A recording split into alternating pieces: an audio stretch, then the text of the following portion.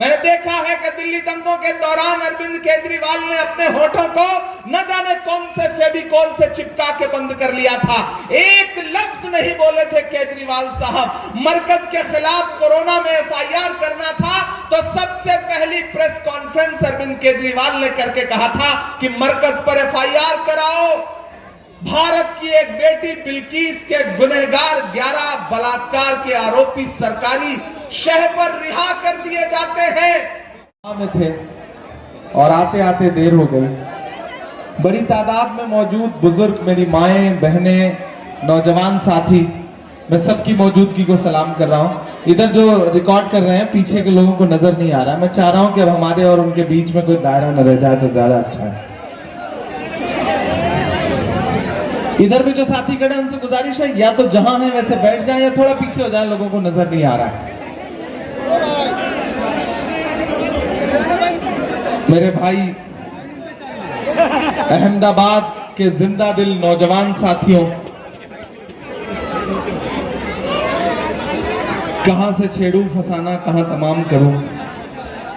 इस तरफ मेरे बहुत अजीज एमएलए गयासुद्दीन शेख साहब, हमारे स्टेट चेयरमैन वजीर पठान साहब, state working chairman Imtiaz Qadri साहब और माइनॉरिटी डिपार्टमेंट के जो नेशनल ऑफिस बेयरर हैं उन सबका खैर मकदम करता हूं। याहिया, बाकी और भी जो साथी सारे जाने पहचाने नाम हैं, मैं किस किस का नाम लूं, उससे मुनासिब है कि सीधे अपनी बात शुरू करूं आपसे बातचीत करने के लिए।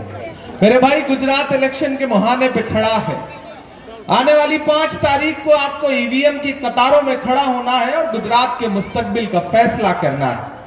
मैं यहां आपसे बस थोड़ी सी गुफ्तगू करने के लिए आया हूं, थोड़ी सी सियासी बातचीत करने के लिए आया हूं। हम यहां आए नहीं हैं सिर्फ गाने के लिए, रोशनी लाए हैं हम सारे जमाने के लिए। अहमदाबाद वालों, एक मुश्किल दौर में मुल्क गुजर रहा है, एक मुश्किल दौर से गुजर रहा है। एक तरफ वो ताकतें खड़ी हैं जो कहती हैं कि मुल्क संविधान से नहीं चलेगा बल्कि उनकी तानाशाही से चलेगा, उनकी मर्जी से चलेगा, वो जैसे चाहेंगे वैसे चलेगा। और दूसरी तरफ वो ताकतें खड़ी हैं जो कहती हैं कि ये मुल्क डॉक्टर बाबा साहब भीमराव अंबेडकर के संविधान से चलेगा, ये मुल्क पंडित जवाहरलाल नेहरू के विचारों से चलेगा, ये मुल्क सरदार वल्लभ भाई पटेल के उसूलों से चलेगा, ये मुल्क मौलाना आजाद के ख्वाबों से चलेगा। लड़ाई दो विचारधाराओं के बीच में है। इन दो विचारधाराओं के बीच की जो लड़ाई है, इस लड़ाई में आपको तय करना है कि आप कहां खड़े हैं। मैं पिछली बार आया था आपकी इस विधानसभा में, कई मीटिंग्स की थी, मैंने आपके सामने अपना दामन फैलाया था। मैं उसका शुक्रिया अदा करता हूं कि आपने मेरी बात मानी थी और गयास भाई को एमएलए बनाया था। मैं आज फिर आपके सामने दामन फैला के कहने के लिए आया हूं कि इस बार जो गुजरात की लड़ाई है वो बहुत अलग है। इस बार बहुत अलग है। 27 सालों का जो कुशासन है, जो बदहाली है, उसके खिलाफ पूरे गुजरात में गुस्सा है। जनता जमीन पर मौजूदा भाजपा की सरकार से नाराज है। मैं सोमनाथ से लेकर के, जूनागढ़ से लेकर के, अमरेली से लेकर के, राजकोट से लेकर के, सूरत होते हुए, भरूच होते हुए, गोधरा होते हुए, इस तरफ सिद्धपुर से लेकर के, वडगाम से लेकर के, नंदासन होते हुए यहां आकर के आपसे यह कह रहा हूं कि टीवी चैनलों पर आपको भारतीय जनता पार्टी जीतती हुई दिखाई देगी, लेकिन जमीन पर कांग्रेस पार्टी गुजरात में सरकार बनाने जा रही है। मैं पूरी जिम्मेदारी से आपसे यह कहने आया हूं। यहां बड़ी तादाद में जिधर नजर जा रही है लोग खड़े हैं। तमाम ऐसे लोग भी हैं जो अपने घरों में हैं, उन तक मेरी आवाज पहुंच रही है। मेरी माएं, मेरी बहनें मुझे सुन रही हैं, मैं उनसे भी मुखातिब हूं। यह चुनाव बहुत अहम चुनाव है मेरे भाई। ये जो मुल्क में नफरतों का माहौल बना हुआ है, मैं गुजरात में खड़ा हूं, पिछले 2 हफ्ते से पूरे गुजरात का दौरा कर रहा हूं। ये 27 साल में विकास, गुजरात मॉडल, गुजरात मॉडल, गुजरात का विकास, इसका नारा लगाने वाली जो सरकार है उसका हर दावा झूठा है, खोखला है। पूरे गुजरात में सड़कों की हालत ऐसी है कि आप सफर करो तो पता ही नहीं चलता कि आप सफर कर रहे हो या आखिरी सफर कर रहे हो। सड़क में गड्ढे हैं या गड्ढों में सड़क है, आप अंदाजा नहीं लगा सकते। यह है गुजरात के विकास का सच। देश के प्रधानमंत्री अपने भाषणों में खड़े होकर कहते हैं कि डबल इंजन की सरकार है। पिछले 8.5 साल से दिल्ली में भी है, 27 साल से गुजरात में भी है, लेकिन डेवलपमेंट के नाम पे गुजरात में क्या है? यहां नौजवान साथी एग्जाम देने के लिए पेपर भरता है तो एग्जाम देने से पहले पर्चा लीक हो जाता है। 40 लाख रजिस्टर्ड बेरोजगार हैं इस गुजरात में। इस सूबे में 22 बार अब तक पर्चे लीक हो चुके हैं और नरेंद्र मोदी जी कहते हैं कि गुजरात का विकास सर चढ़ के बोल रहा है। मैं उस सूबे में खड़ा हूं जहां चलती हुकूमत के बीच में मुख्यमंत्री सहित पूरा कैबिनेट बदल दिया गया।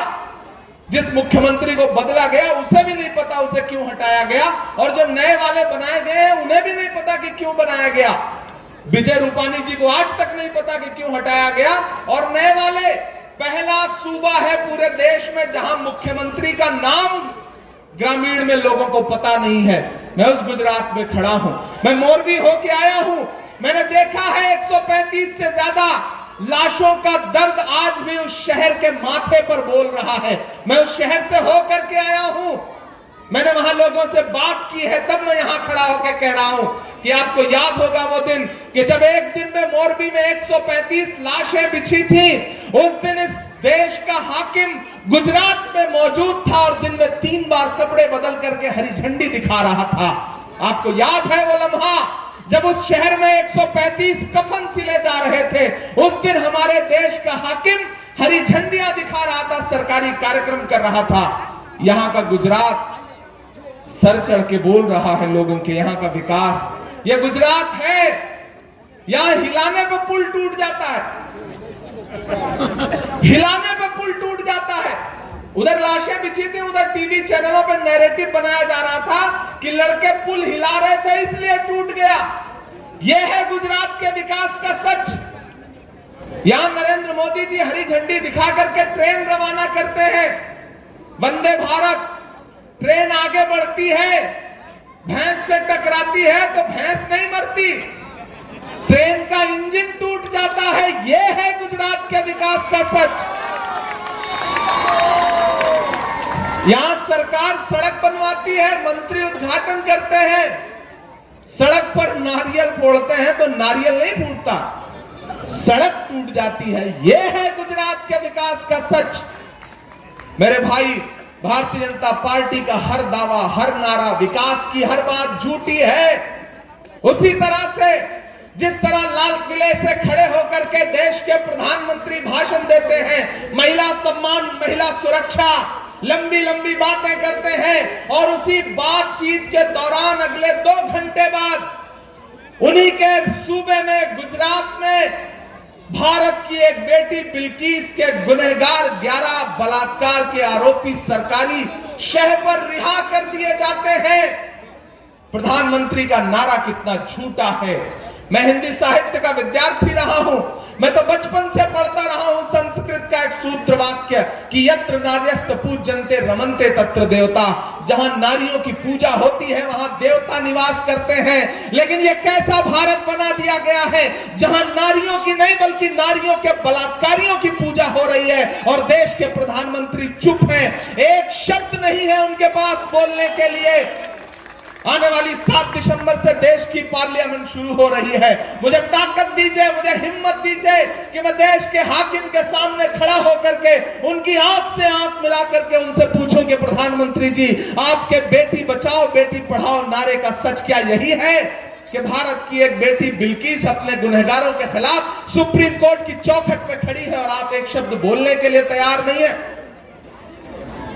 दरियापुर वालों, अहमदाबाद वालों, भारतीय जनता पार्टी इस बार परेशानी में है, इस बार परेशानी में है। पिछली बार भी हारते हारते रह गई थी भाजपा, सरकार बनते बनते रह गई थी कांग्रेस पार्टी की। मोदी जी को पानी में जहाज उतारना पड़ा था, देखा था कि नहीं आप लोगों ने? करतब दिखाने पड़े थे, तब जाकर के किसी तरह उनकी सरकार बन पाई थी। तो उन्हें पता था कि जमीन पर कांग्रेस बहुत मजबूत है, यहां लड़ाई सीधे भाजपा बनाम कांग्रेस है। ये भाजपा जानती है, उनका इंटेलिजेंस जानता है। उन्हें पता था कि इस बार अकेले नहीं जीता जा सकता, तो फिर उन्होंने अपने कुछ दोस्त बुलाए हैं। एक दिल्ली से, मैं नाम नहीं लूंगा, नहीं आप जान जाएंगे कि मैं केजरीवाल जी की बात कर रहा हूं। वो झाड़ू लेके आए हैं, आपसे कहते हैं झाड़ू पकड़िए, सफाई करिए, जबकि सच्चाई यह है कि असली कचरा वहीं भरा हुआ है। मैं दिल्ली रहता हूं, मैंने देखा है अरविंद केजरीवाल का सच। मैंने देखा है कि दिल्ली दंगों के दौरान अरविंद केजरीवाल ने अपने होठों को न जाने कौन से फेविकॉल से चिपका के बंद कर लिया था। एक लफ्ज नहीं बोले थे केजरीवाल साहब। मरकज के खिलाफ कोरोना में एफआईआर करना था तो सबसे पहली प्रेस कॉन्फ्रेंस अरविंद केजरीवाल ने करके कहा था कि मरकज पर एफआईआर कराओ। आज वो आपके बीच में खड़े हैं। अभी उनके उप मुख्यमंत्री आए थे मनीष सिसोदिया, उनसे किसी पत्रकार ने कहा कि आप बिल्किस के बारे में क्या कहेंगे, तो उन्होंने कहा हम बिल्किस पर क्यों बोलेंगे। किसने कहा? आम आदमी पार्टी के डिप्टी सीएम ने यह बात कही कि हम बिल्किस पर क्यों बोलेंगे। यहां जो लोग बैठे हैं, यहां तमाम ऐसे लोग हैं, मैं जानता हूं, जो मुझसे इत्तेफाक रखते हैं। तमाम ऐसे भी दोस्त मुझे सुन रहे होंगे जो मुझसे इत्तेफाक नहीं रखते होंगे। मैं उनसे भी मुखातिब होकर के बस एक बात कह रहा हूं। यहां गयासुद्दीन बैठे हैं, आपके एमएलए हैं, आपके लगाए हुए दरख्त हैं, आपके लगाए हुए पौधे हैं। दरियापुर वालों, एक बात हमेशा याद रखना कि जो दरख्त आप खुद लगाते हैं उसे काटा नहीं जाता है, उसे छांटा नहीं जाता है, उसे ताकत दी जाती है, उसे पानी दिया जाता है ताकि वो फले फूले।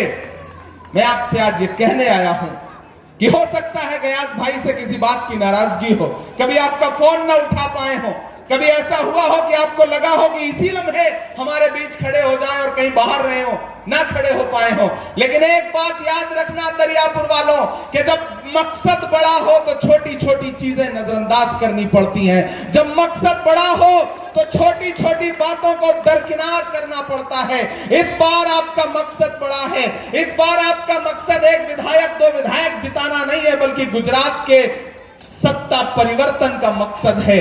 और आज पहले चरण की वोटिंग हो चुकी है, पहले फेज की वोटिंग हो चुकी है। मैं यहां मीडिया के साथियों की मौजूदगी में कह रहा हूं कि भाजपा गुजरात से हारने जा रही है। अगर हारने न जा रही होती तो आज नरेंद्र मोदी जी को 50 किलोमीटर का अहमदाबाद में रोड शो ना करना पड़ता।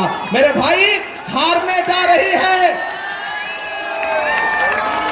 मीडिया के साथी आपको शायद ना दिखाएं, क्योंकि इनका तो काम है कि किसी भी तरह से कैसे मोदी जी खुश रहें, मोदी जी खुश रहें, मोदी जी खुश रहें। एक सूत्री कार्यक्रम है, उसके लिए जो भी करना पड़े।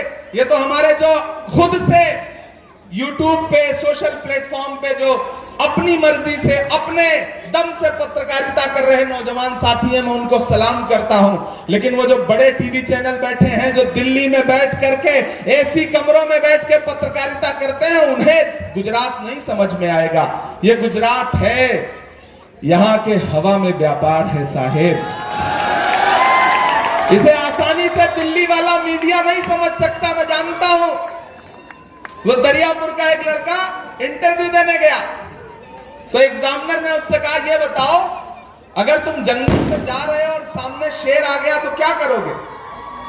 तो उस लड़के ने कहा, पेड़ पे चढ़ जाऊंगा।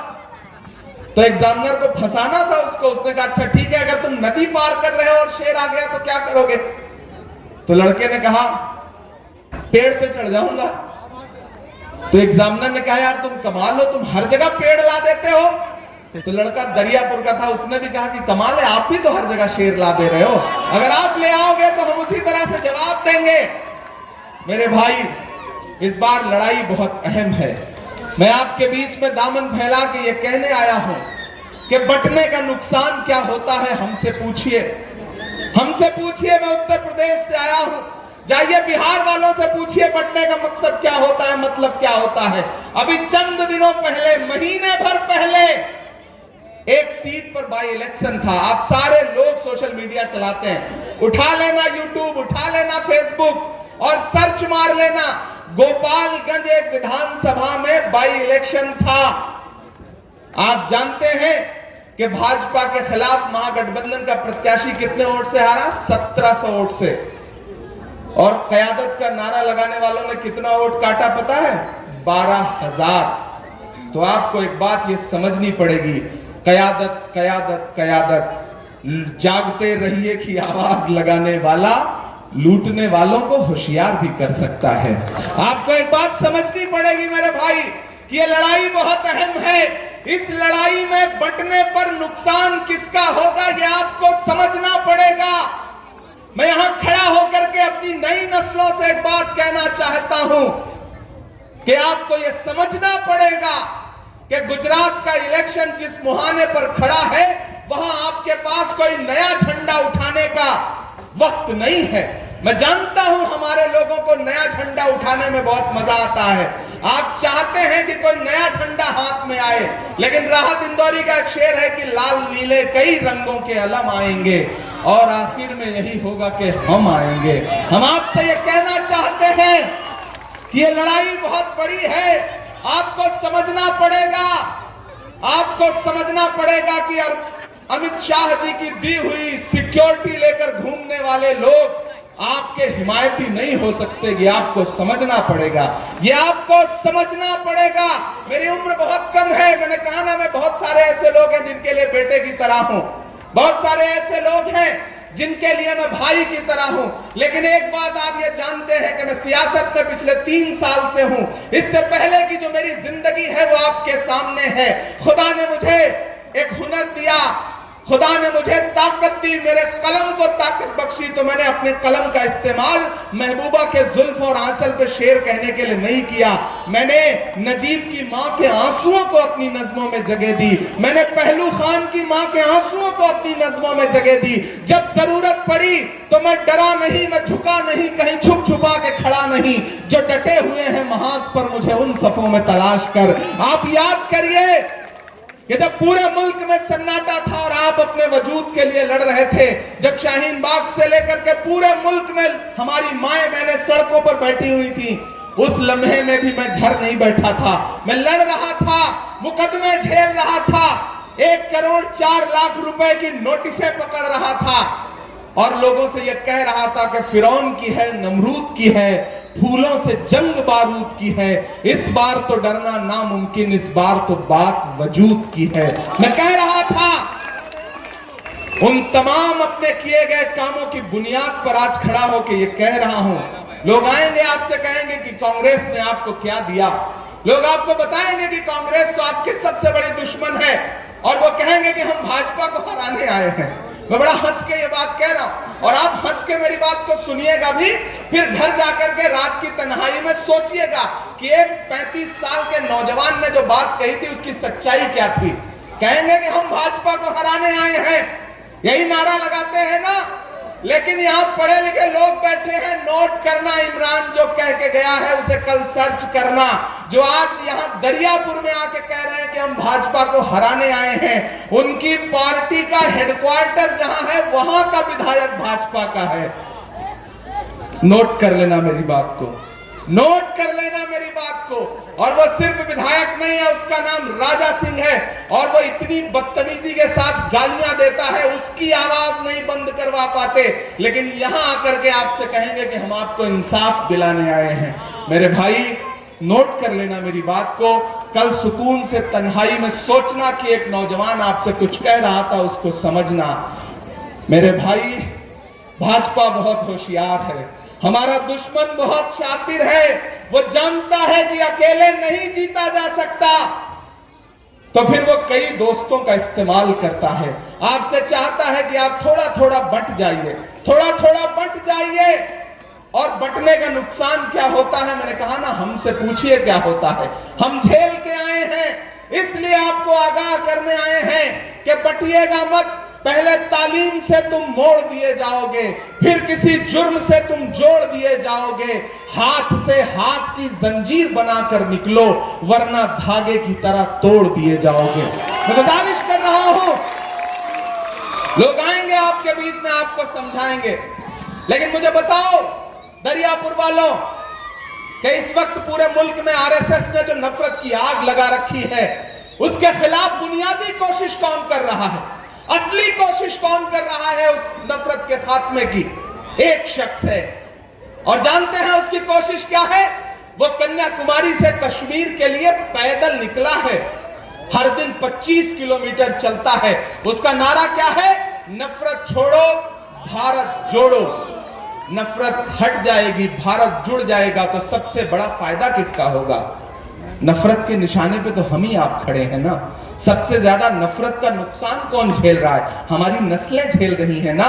वो आदमी नारा लगा रहा है, 25 किलोमीटर रोज पैदल चलता है वो आदमी, रोज, एक दिन नहीं, रोज पिछले 86 दिन से 2000 किलोमीटर से ज्यादा वो आदमी पैदल चल चुका है, आगे बढ़ता जा रहा है। उसका कहना है कि मैं आरएसएस की नफरत की राजनीति के खिलाफ सीना ठोक के खड़ा हूं, मैं उनकी राजनीति के खिलाफ हूं, खिलाफ रहूंगा। मैं चल के आ रहा हूं उसके साथ कन्याकुमारी से। मध्य प्रदेश पहुंचने से पहले यहां चलाया, आपके सामने चूंकि इलेक्शन चल रहा था। मेरे भाई मुझसे पत्रकार साथी कहते हैं कि आप राहुल गांधी के साथ पैदल चल रहे हैं, इमरान साहब आप क्या कहेंगे? तब मैं उनसे कहता हूं कि अगर मैं महात्मा गांधी के दौर में पैदा हुआ होता तो मैं उनके साथ अंग्रेजों के खिलाफ पैदल चल रहा होता। ये मेरी खुशनसीबी है कि मैं इस दौर के गांधी के साथ पैदा हुआ हूं, तो मैं इनके साथ पैदल चल रहा हूं। मैं राहुल गांधी के साथ पैदल चल रहा हूं। जो हर जालिम से टकराएगी वो आंधी बनाऊंगा। नए अंग्रेज आए हैं, नया गांधी बनाऊंगा। इधर जो लोग खड़े हैं, जो ये फैसला नहीं कर पा रहे हैं अभी तक कि करना क्या है, मैं उनसे कह रहा हूं कि मेरे साथ 10 मिनट शामिल रहिए, फिर घर जाके फैसला कर लीजिएगा कि क्या करना है। अभी सिर्फ आप ये सोचिए कि आपका एक भाई माइक पर खड़ा होकर के आपको समझाने के लिए आपसे कुछ बातें कह रहा है। मैं आपसे गुजारिश कर रहा हूं, ये नारे झूठे हैं। मैंने कहा ना, कयादत कयादत कयादत। मेरे भाई, गयासुद्दीन से अच्छी कयादत क्या हो सकती है? एक आदमी जो आपका अपना है, आपके बीच में पैदा हुआ है, आपके बीच में खड़ा है, दुश्मनों की आंख में चुभता है। क्या वो जिसको सर्टिफिकेट देंगे वही कायद माना जाएगा? मुझे बताओ ना। नरेंद्र मोदी जी जिसको सर्टिफिकेट दें वो भाजपा की कयादत, भाई साहब जिसको सर्टिफिकेट दें वो आपकी कयादत। मतलब बीच में मोहब्बत वाले लोगों के लिए कोई जगह नहीं बचती। ये गयासुद्दीन यहां बैठे हैं। मेरे भाई, मैं आपसे ये कहना चाहता हूं, एक बात याद रखना कि जब जंगल में आग लगती है तो न तो वो बरगद बचते हैं जो हवा को आंधी में तब्दील करते हैं, और न वो बांस बचते हैं जिनकी आपसी रगड़ से चिंगारी पैदा होती है। मैं आज सिर्फ इतना समझाने आया हूं आपको। आज मेरे कई सभाएं लगी थी, लेकिन मैंने कहा कि नहीं, मुझे दरियापुर जाके लोगों से बस इतना कहना है कि छोटे छोटे जज्बात में आकर के किसी बड़े मकसद का सौदा मत कर लेना। ये जो आदमी आपके बीच में खड़ा है, ये आपका अपना है, पराया नहीं है। छोटी छोटी नाराजगी हो सकती है, मुझसे भी हो सकती है, वजीर पठान से भी हो सकती है, गयासुद्दीन शेख से भी हो सकती है, लेकिन छोटी छोटी नाराजगी के लिए बड़े दरख्त थोड़ी काटे जाते हैं। ये आपका बड़ा दरख्त है, सायादार दरख्त है। कहीं ऐसा ना हो कि 8 तारीख को आपको लगे कि यार गलती हो गई, यार पछतावा हो रहा है। बस थोड़ी सी गलती अगर समझदारी दिखा ली होती तो मेरा भाई जो है वो हारता नहीं, भाजपा जीतती नहीं। भाजपा बड़ी प्लानिंग से आई है, और जिन्होंने ये मंसूबे बना रखे हैं कि वो आपको बरगला लेंगे, आपको समझा लेंगे। जाइए किसी की भी सभा में, ताली बजाइए किसी के लिए भी, चाय भी पीजिए, लेकिन जमील खैराबादी का एक शेर जरूर याद रखिएगा कि बहुत बुलंद फजा में तेरी पतंग सही, मुझे पता है मगर डोर किसके हाथ में है। याद रखना, समझदार लोग हैं आप, समझदार लोग हैं। मैं पढ़ा लिखा आदमी हूं, मैं सलीके से बात करूंगा, मैं समझाऊंगा आपको। मैं जानता हूं जो भी नौजवान साथी नारे लगा करके मांझा पकड़ के घूम रहे हैं वो गलत नहीं है। उनके मन में बस ये जज्बा है कि नहीं कौम, उनके मन में ये जज्बा है कि नहीं हमारी अपनी, हमारी कयादत। यार ये भी तो आपकी अपनी कयादत है, ये भी तो आपका अपना भाई है, आपका अपना बेटा है। ठीक है, छोटी छोटी नाराजगी हो सकती है, लेकिन उस छोटी नाराजगी के मकसद में ये बना लोगे कि नहीं अब की तो सबक सिखाना है, ये गलत है। मैं ये आपको समझाने आया हूं। मैं जानता हूं जब मैं यहां आने के लिए सोच रहा था तो मुझे बहुत समझाया गया, बहुत ट्रोल किया गया। कल मैं गोधरा में था, कम से कम 25,000 की आवाम आई थी मुझे सुनने के लिए। मैंने 1 घंटा 5 मिनट भाषण किया। तो जानते हैं गोदी मीडिया ने सुबह क्या खबर छपाई कि इमरान प्रतापगढ़ी की सभा में हंगामा। मेरे भाई, मेरी सभा में हंगामा नहीं होगा तो मैं अपनी सभा को कामयाब ही नहीं मानता। मैं तो हूं ही इमरान प्रतापगढ़ी। जब तक मेरी गाड़ी के सामने 1000 नौजवान इमरान प्रतापगढ़ी ना करे तब तक मुझे लगता है यार मैंने तो भाषण ही नहीं दिया, मैंने तो शायरी नहीं सुनाई। ये तो मेरे लिए रोज का काम है। लेकिन गोदी मीडिया किस तरह से उनके रिश्ते निभा रही है, वो खबरें चलाती है, फेक न्यूज। मैं यहां खड़ा होकर आपसे कह रहा हूं किसी झांसे में मत आइए। हाँ मालूम है मुझे, नहीं 4 मिनट से ज्यादा है, मुझे पढ़ा लिखा आदमी यार, पार्लियामेंट में हूं मैं, कानून बनाने वालों में से हूं। अब तो आपकी दुआ से देखिए एक चीज जान लीजिए, जो लोग आपसे कहते हैं ना कि कांग्रेस ने आपको क्या दिया, आप ये तो मानते हो ना कि मैं आपकी आवाज हूं, मैं आपके लिए बोलता हूं, आपके लिए लड़ता हूं। ऐसे मुश्किल दौर में भी राहुल गांधी ने मेरा हाथ पकड़ा और हाथ पकड़ के कहा कि इमरान, जिन मुद्दों पर तुम सड़क पर बोलते हो जाओ, इन मुद्दों पर तुम पार्लियामेंट में खड़े होकर बोलो। आसान बात नहीं है। मुझे राहुल गांधी जी ने पार्लियामेंट में बिठा दिया। इस वक्त देश की सबसे बड़ी पंचायत का मेंबर हूं, आपकी आवाज बन के बोलता हूं। और मैं 5 साल वाला सांसद नहीं हूं, 6 साल वाला सांसद हूं। तो ज्यादा मान के चलिए कि मेरा 1 साल ज्यादा है। इसलिए मैं आपसे यह कहने आया हूं कि गयास भाई है अपना, मैं इनके लिए छोटे भाई की तरह हूं। मैं कहने आया हूं कि ठीक है, बहुत हो गई नाराजगी, छोड़ दीजिए आज से नाराजगी। ये जो मंसूबा बनाए बैठे हैं, जिन्हें लग रहा है कि 2 भाइयों को आपस में लड़वा करके हम भाजपा जिता लेंगे, मैं तो अपने इन भाइयों से भी कहना चाहता हूं कि ठीक है, नाराजगी थी तो उठा लिया कोई झंडा, लेकिन अब मैं आपसे अपील करता हूं कि आओ मेरे भाई, मैं आपको सीने से लगाने के लिए तैयार हूं। ये गयासुद्दीन है, ये आपका अपना है, इसे जिताइए। और जिन्हें ये लगता है कि हरा लेंगे, मैं उनसे कहना चाहता हूं कि दायरे में सिमट के आएगा। तैयार रहना वहां तक, यहां से लेकर के वहां तक। दायरे में सिमट के आएगा, हर रवायत से हट के आएगा। आंधियों को जरा खबर कर दो, आंधियों को जरा खबर कर दो, शेर वापस पलट के आएगा, शेर वापस पलट के आएगा। एक बात जान लेना, आपका कांग्रेस पार्टी को दिया गया एक वोट सिर्फ गयासुद्दीन शेख को नहीं जाएगा, इमरान प्रतापगढ़ी को मिलेगा। आपका दिया गया एक वोट सिर्फ गयासुद्दीन शेख को नहीं मिलेगा, 2000 किलोमीटर पैदल चल रहे उस शख्स के पांव के छालों को हिम्मत देगा, राहुल गांधी को ताकत देगा। मेरे भाई, आपका दिया गया एक वोट गुजरात में सत्ता परिवर्तन की चाबी बनेगा।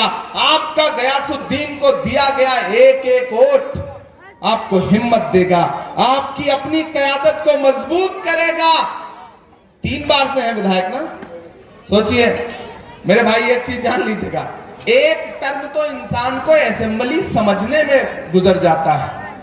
ये सब कुछ समझे समझाए हैं, माशाअल्लाह, सारे हुनर से अल्लाह ने इनको मजबूत बना के रखा हुआ है। तो ऐसा आदमी फिर से असेंबली में पहुंचाइए जो लड़ भी सकता है, जो भिड़ भी सकता है, जो खड़ा भी रह सकता है। और इतना जान लीजिए कि पूरे गुजरात में सीधी लड़ाई भाजपा वर्सेस कांग्रेस है, कोई और लड़ाई में नहीं है। अरविंद केजरीवाल कहते हैं कि मैं लिख के देता हूं कांग्रेस की इतनी सीट आएगी, मैं दरियापुर में खड़ा हूं, मैं लिख के देता हूं कि आम आदमी पार्टी का खाता नहीं खुलेगा गुजरात में। और जो कांग्रेस को हराने का मंसूबा देख रहे हैं, मैं उनसे भी कह रहा हूं, मैं लिख के देता हूं कि गुजरात की किसी भी सीट पे उनके कैंडिडेट की जमानत नहीं बचेगी, जमानत नहीं बचेगी। मैं शायर पहले हूं, सांसद बाद में हूं। एक चीज मेरी याद रखना, मैंने जो कहा है वो सच कहा है। हम आतिशे सोजा में भी हक बात कहेंगे, कुंदन की तरह दहर में ताबिंदा रहेंगे। तारीख बताती है कि हर दौरे सितम में हम जिंदा थे, हम जिंदा हैं, हम जिंदा रहेंगे। मैं एक बार फिर से कह रहा हूं, इन्हें यहां की असेंबली में पहुंचाइए, ये यहां आपके लिए लड़ेंगे। मैं दिल्ली में बैठा हुआ हूं, दिल्ली के पंचायत में, दिल्ली की पार्लियामेंट में आपके लिए लड़ूंगा। दो भाई मिलेंगे तो एक और एक मिलकर के 11 होते हैं।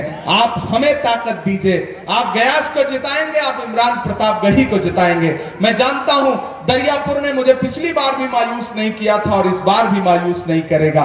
मैं आखिर में आपसे बस इतना कह रहा हूं, वक्त की पाबंदी है, 2 मिनट बचा है, वक्त की पाबंदी है, माइक बंद करना पड़ता है। लेकिन बस एक बात आपसे गुजारिश आखिर में कि ये भाजपा की साजिश को समझिए। कांग्रेस के अलावा किसी भी पार्टी को दिया गया आपका एक भी वोट भारतीय जनता पार्टी को फायदा पहुंचाएगा। बस इससे ज्यादा आपसे कुछ नहीं कहूंगा। एक बार फिर से, कहां सोया है चौकीदार, कहां सोया है चौकीदार। पेट्रोल और डीजल की कीमत रही सेंचुरी मार, कहां सोया है चौकीदार, कहां सोया है चौकीदार। के चाय बेचने वाला पूरा भारत बेच रहा है। ऐसे काम नहीं चलेगा, शामिल होइए। कि चाय बेचने वाला पूरा भारत बेच रहा है, इसी काम में हासिल उसे महारत बेच रहा है। रेल बिक गई, तेल बिक गया, बिका हवाई अड्डा, सब कुछ बिकता देख के खुश हैं अपने जेपी नड्डा। एक बार आखिर में आपसे कह रहा हूं, मुझे मायूस मत करिएगा, गयास भाई को जिताइए।